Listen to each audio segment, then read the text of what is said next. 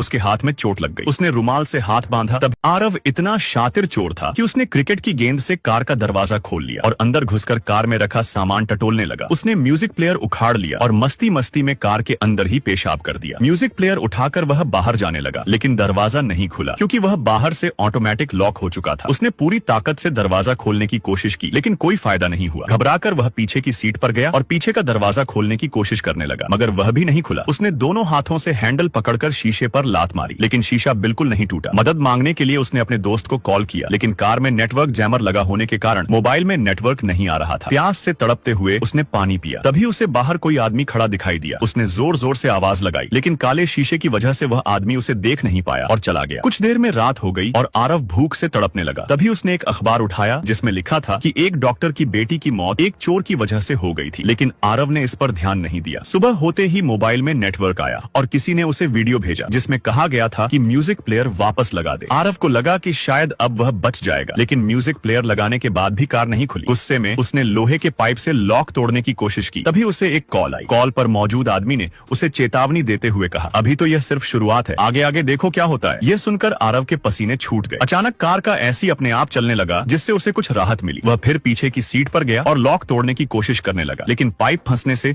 ऐसी और तेज चलने लगा। ठंड से बचने के लिए उसने अखबार ऐसी के ऊपर रख दिया, लेकिन ठंड कम नहीं हुई और वह बेहोश हो गया। अगले दिन होश आने पर फिर से कॉल आई। कॉल करने वाले आदमी ने कहा कि नेटवर्क जैमर अब बंद है और वह जिसे चाहे कॉल कर सकता है। आरव ने कई दोस्तों को फोन किया, लेकिन किसी ने कॉल नहीं उठाई। फिर उसी आदमी की कॉल आई और उसने कहा, मैं एक डॉक्टर हूँ, और कॉल काट दी। यह सुनकर आरव पागलों की तरह हंसने लगा क्योंकि कार में हंसाने वाली गैस छोड़ दी गई थी। हंसते हंसते उसे अपनी पत्नी की बातें याद आईं, जिसने उसे चोरी न करने की कसम दिलाई थी। फिर कॉल आई और आरव रोते हुए बोला कि वह अपनी पत्नी से मिलना चाहता है और बाहर निकलना चाहता है। कॉल करने वाले आदमी ने कहा कि अगर वह चाबी ढूंढ ले तो बच सकता है। आरव ने चाबी ढूंढनी शुरू की, लेकिन तभी उसे एक टाइम बम दिखाई दिया। डर के मारे उसने पाइप से कार में छेद किया और मदद के लिए चिल्लाने लगा, लेकिन अजीब आवाज आने लगी जिससे उसके कान दुखने लगे। बम की गिनती शुरू हुई, फिर अचानक रुक गई। कॉल पर उस आदमी ने कहा, मैं तुम्हें इतनी आसान मौत नहीं दूंगा। भूख प्यास से परेशान होकर आरव अखबार तक खाने लगा और पेट्रोल पीने की कोशिश करने लगा। फिर कॉल आई और आदमी ने पूछा, क्या तुमने कभी किसी लड़की की जान ली थी? यह सुनकर आरव बुरी तरह डर गया। तभी दो चोर कार के पास आए